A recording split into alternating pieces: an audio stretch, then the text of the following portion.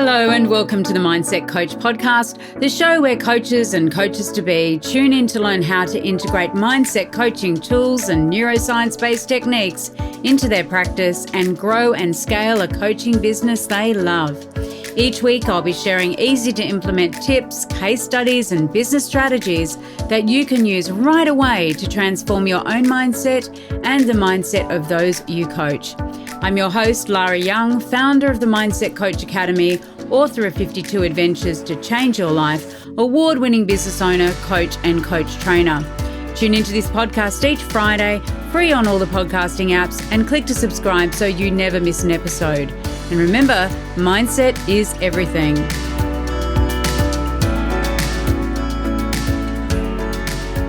Hello, welcome. This week we're going to be really exploring the importance of experience as a coach and learning and using coaching modalities with your clients in a way that really develops and continues to develop your skills.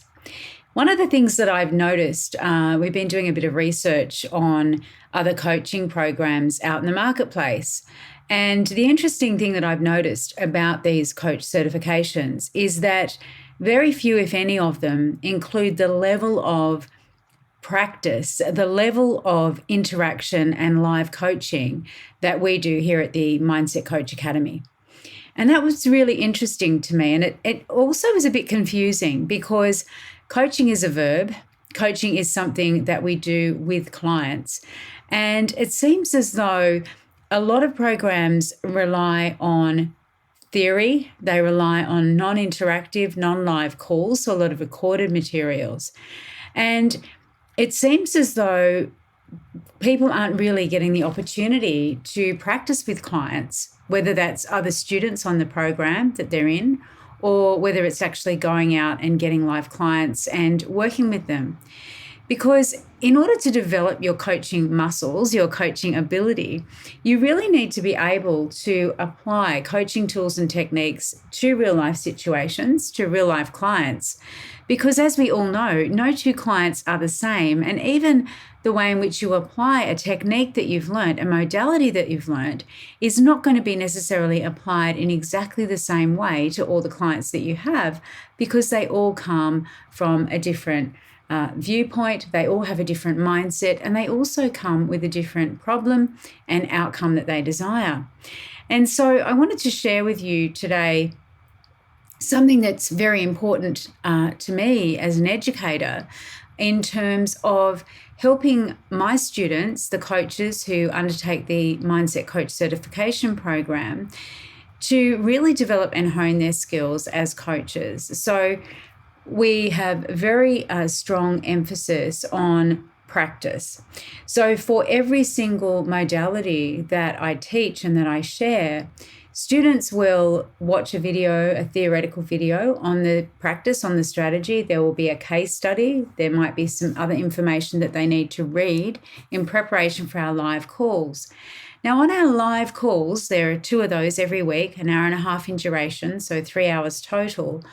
We actually implement and use the tools that have been presented in the pre-work for the students to complete. And the reason for that is twofold. First of all, they get to experience using that tool or technique live with one of their fellow students. And also they get to experience that tool or technique as a client. And when we experience techniques as a client, we really open up our awareness to how powerful and effective they actually are.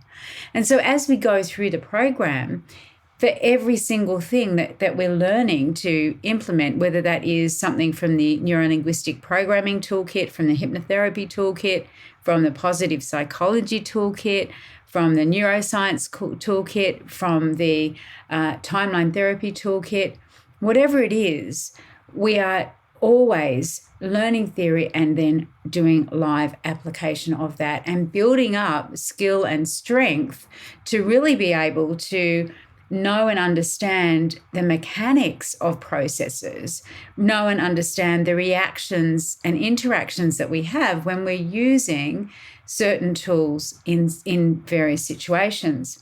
And this is also supplemented by regular practice pods. So in addition to that very live interactive training, we also host practice pods. So people can come together and we focus on a set topic at a time.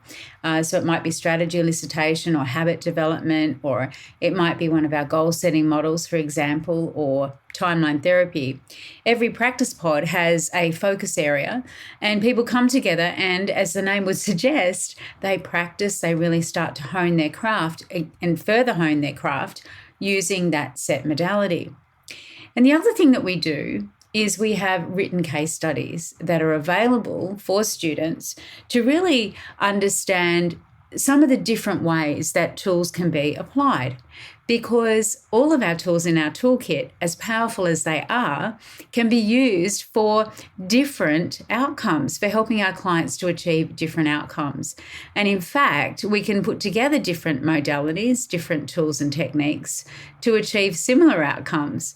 And again, it's having this knowledge, this innate understanding of what each tool and technique actually does in practice or enables us to do with our clients in practice.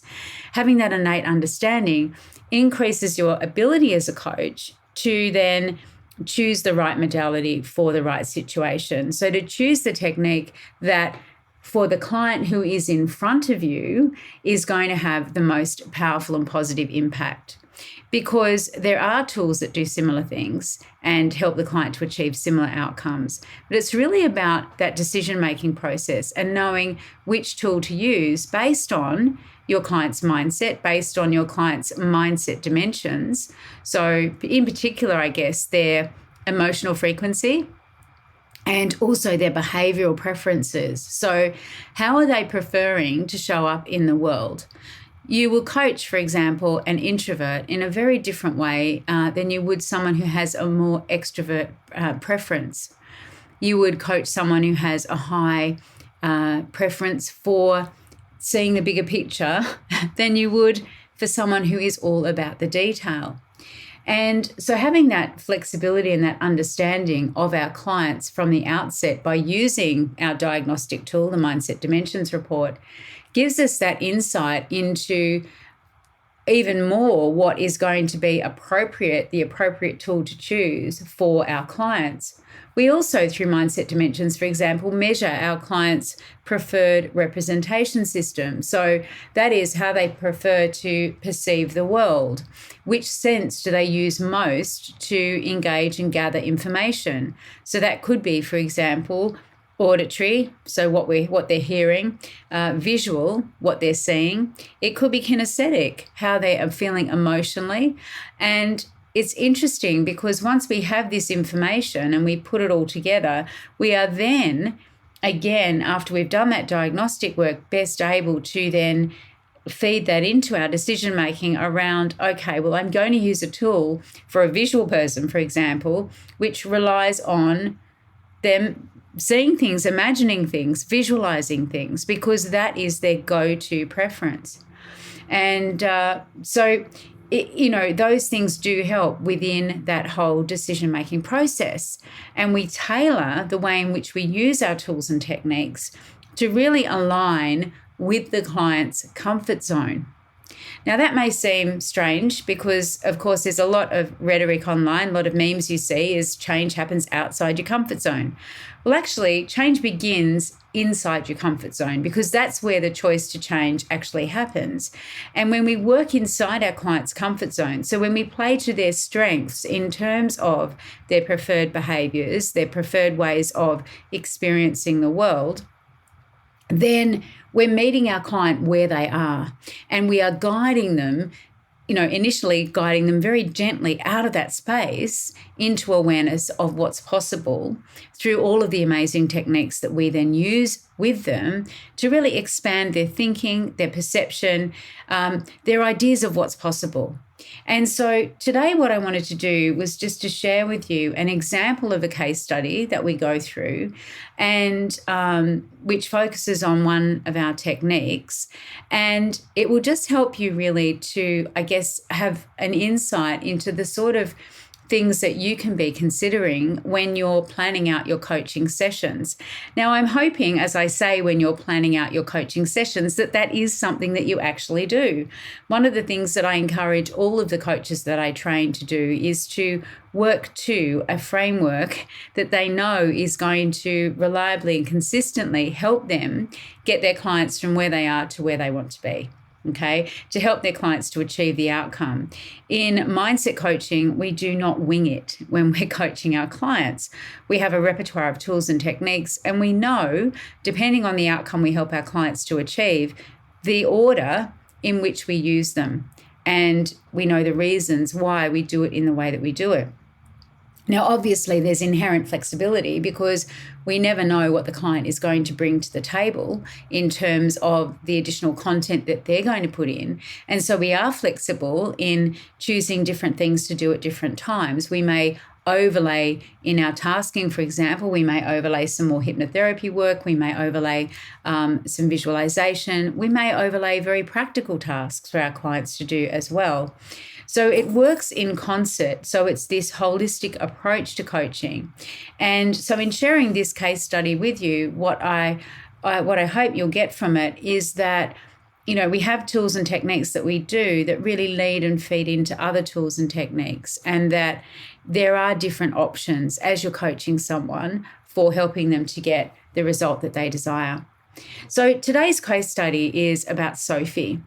Now, Sophie is a personal trainer and she works out of a local gym. She has her own business, and although she has several regular clients, she now wants to start to build her business and attract an additional client base online. Sophie wants to do this by starting a paid membership group where she'll provide weekly exercise videos, resources, challenges, and other offerings. A well-formed outcome session helped Sophie clarify her goal. However, it also highlighted just how anxious she is about building her online presence, which she knows she needs to do in order to be able to do what she wants to do. So in this case, we've got Sophie. We've already completed our well-formed outcomes process, which is our really robust goal-setting process and goal enlivening process. And now we're going to move on and we're going to work with Sophie in terms of really helping her to overcome that anxiety about getting out and building her online presence. So the next step was to help Sophie understand the changes she needed to make in order to achieve her goal. So we did this using the DILT's neurological levels of change model. Now, this model focuses on multiple levels of an individual's life that need to be in alignment in order for a goal to be realized. So we're looking at what is supporting our client in achieving their goal across all these levels. And we're also looking at what potentially is hindering them. And then what we do is we can identify very clearly what action needs to take place, what change needs to take place at each of these core levels in order for our client to make a change. Want to learn more about how you can become a certified mindset coach? Head on over to our website, www.mindsetcoachacademy.com/coach certification, and you'll find all the information that you need, along with a button to book a call with me to talk about how you can become the best coach you can be. Now, with this information, Sophie's going to be able to develop some more confidence in a very practical way about what she needs to do, which will go some way in helping with her anxiety. So this is a really practical tool for us to use, because once we have information as a client, once we have information and an action plan, that can be the very first step in overcoming anxiety about something, anxiety about the future. So the very first area that we focus on with Sophie is her environment. So we ask Sophie, when she thinks about her environment, so the people that she surrounds herself with, her home, life at the gym, those environments, what is supporting her and what is hindering her? And in this question, Sophie responded that she has a very supportive family, supportive partner and colleagues at the gym. She is studying full-time while running a business, and she found that challenging to find the time and space to do that. And she recently set up her home office. So in essence, she felt really that there was no other environmental changes needed, but perhaps she just needed to talk to her family about, taking on some of the home-based responsibilities so that she could have a little more time to be studying full-time while running her business. We then looked at behaviours and habits. And again, we asked Sophie, well, what are the habits that support you and what are the habits that you have that hinder you and that you need to change? So Sophie is very well disciplined. She sees clients regularly very early in the morning. And she has actually got very good consistent habits that she's developed because she has been in higher education for a while. So she's very used to attending classes, submitting papers on time and working with classmates, so working together as part of a team. One of the things that she did find was that she needs to be more consistent with doing things that aren't necessarily directly related to working with her clients on the gym floor. So she recognized that she needs to develop a more consistent habit around social media content, blogging, writing, those kind of things. And what we can do, of course, with this is we can use our strategies elicitation to understand how she is consistent in those other areas. For example, she's very consistent and committed to her studies, how we can apply the strategy she uses to be consistent in that area within how she can be consistent in blogging, in getting her content out there, in doing her social media marketing. So she's got some good foundational behaviours and habits that she's running on a regular basis. And we just really want to hone in on being really consistent with the area of, getting her name out there in terms of her personal training business and gaining more clients and really enabling her then to make that switch to having this online membership for her exercise and gym-based business. The next area we looked at with Sophie was skills and capabilities. So she has personal trainer qualifications. So she's a qualified personal trainer. She has a lot of knowledge and she also has really excellent interpersonal skills. So she's a wonderful motivator, a great communicator. She's very friendly and bubbly and approachable. And she holds space really well with her clients. So she comes from a place of no judgment, and people really react well to her. She has a personality that conveys itself really well in the gym environment. She also has a good commercial knowledge from working in the family business. So she understands the mechanics of running a business. Where she does need to focus on is developing technical skills for recording and editing videos, setting up a membership system, and really understanding how she can then most effectively use social media. Now, some of these things, of course, for Sophie, she could outsource depending on her financial resources. She doesn't necessarily need to do those herself. She does, however, feel that she wants to be confident in recording videos, in showing up online, and having the skill to be able to do that and know the mechanics behind it is something that she's very interested in. So she wants to acquire some knowledge in that area. The next focus area is on Sophie's beliefs. And again, we talked about the beliefs that support Sophie in helping to achieve her goal. And she does believe that she can achieve anything she sets her mind to and that she has a great personality for working with clients. So those two work really much in Sophie's favour. The limiting beliefs, or the beliefs that hinder her, are that she's not good enough and to run this online business or this online version of her business, and that she will get criticised online. She needs to work on being confident speaking on camera and putting herself out there online, and also needs to believe that she's capable in this area. And so we would then go on and do some belief change work with Sophie. We would use some of our conscious belief change techniques. We would also perhaps use submodalities belief change. And again, of course, our sledgehammer of all sledgehammers when it comes to beliefs, our timeline therapy, where we remove those limiting decisions. But that section really did highlight the fact that in some aspects, Sophie really has strong beliefs around her capability and her worthiness in order to achieve that goal. The next thing that we did was we looked at Sophie's values in relation to her business. And the top values that came out for Sophie were honesty, authenticity, respect, and clients getting results. It's really important to her that her clients actually get the results that they come to her for.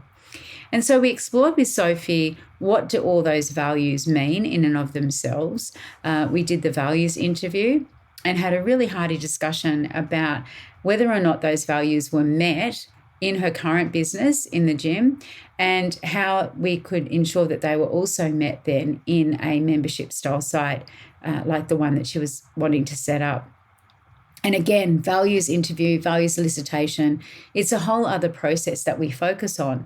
And we elicit values, of course, through the Mindset Dimensions report. The Mindset Dimensions report gives you an insight into your client's values across 8 different areas of their life, and then lets you know what are the most commonly espoused values across all of those areas, which is a really wonderful foundation for your working with your clients.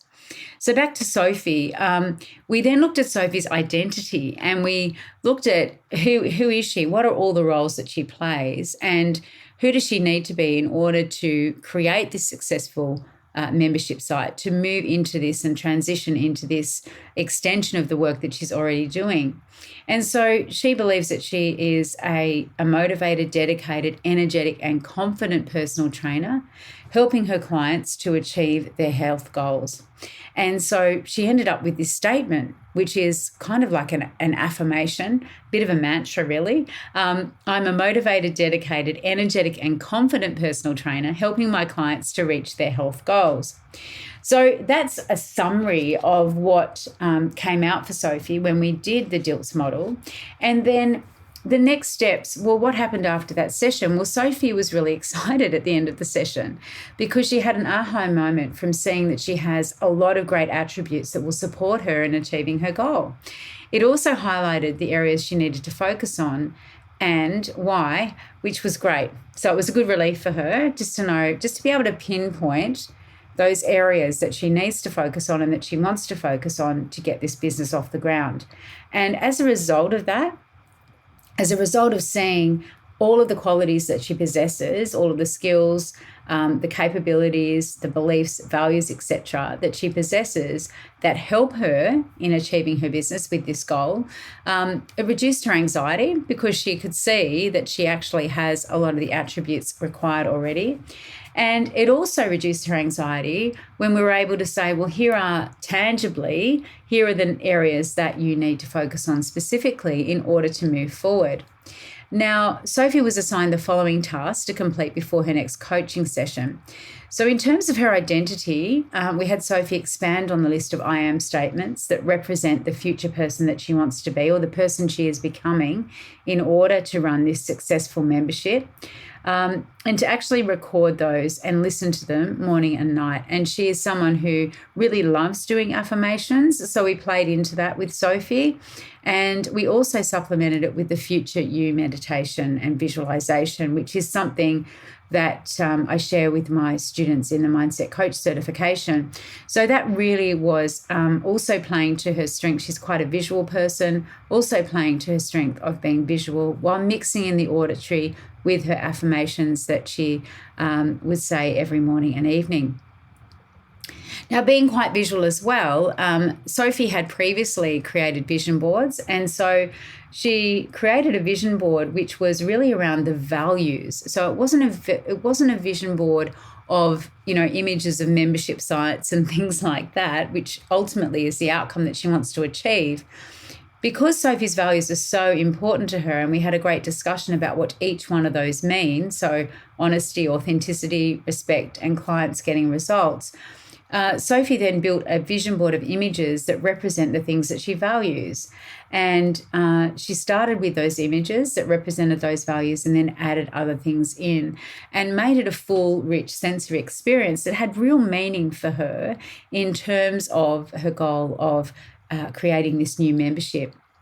Now, in terms of her beliefs, we wanted to get Sophie to really gather some evidence that she is capable, that she is good enough, and that she can speak on camera, that she can have the confidence to go ahead and record a reel or record a video.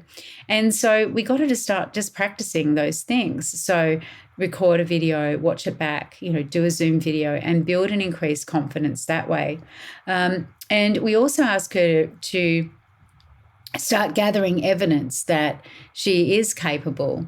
And that could have been through feedback, for example, from other people, and really encouraging Sophie to get out there and, go live on camera. Now, Sophie is a highly extroverted, so she has a high extroversion preference. And so speaking in public ultimately ended up being not a huge issue for Sophie. And she started doing videos in groups, in Facebook groups, and really developed her confidence from there. She was getting great feedback and great comments. And she also started doing some feedback forms for her clients in the gym, so the clients that she would see live in the gym. And we got her to get her colleagues there to give her some feedback as well, which just went into that evidence file that she is capable and that she is worthy and that she is good enough to pursue this next venture in her business. So that is one of the techniques that we used after establishing Sophie's goals with her. And there are many techniques that we could then go on and follow up with in terms of helping Sophie. And in fact, that we would go on as mindset coaches and follow up with outside of this, I guess, what you call diagnostic phase of working with her. This case study has been provided to demonstrate the application of the DILTS model of change. What we could go on, of course, and do, and I've hinted at before, is we could do further work around submodalities, belief change, timeline therapy, around limiting decisions and beliefs. And we can also use a hypnotherapy script with Sophie as well. There are lots of other tools in our toolkit that I could mention here. In fact, several of them. We could also use EFT with Sophie, for example.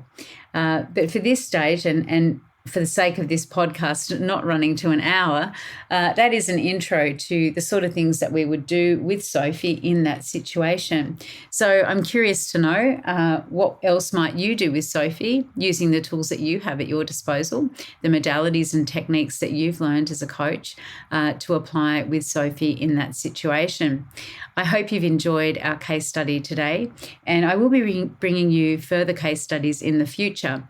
And what I encourage everyone to do, whether you're a brand new coach or you've been coaching for many years, is make sure that you are getting in that coaching practice and make sure that you are actually doing some self-reflection on your coaching sessions when they're done, and really planning for each session so that you give your clients the best possible experience, you gain the best possible development that you can as a coach, and that ultimately everyone gets the results, the outcomes that they desire.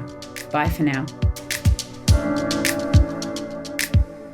This week's adventure in 52 Adventures to Change Your Life is going to be really interesting. You're going to need to pay close attention to your thoughts and your words.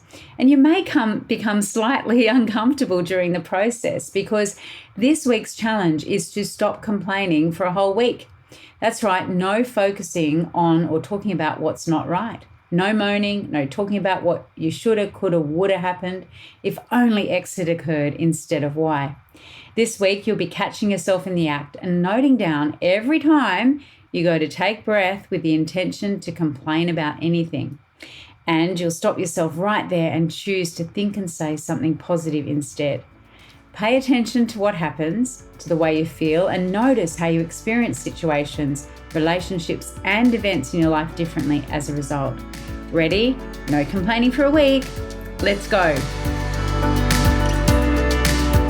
Well, that wraps up this week's episode of the Mindset Coach podcast. Remember to join us next week for another episode and subscribe on iTunes. Leave us a review if you've loved it. Share it with your friends. And I really look forward to learning how you're implementing the tools and techniques that you're learning here. Mindset is everything.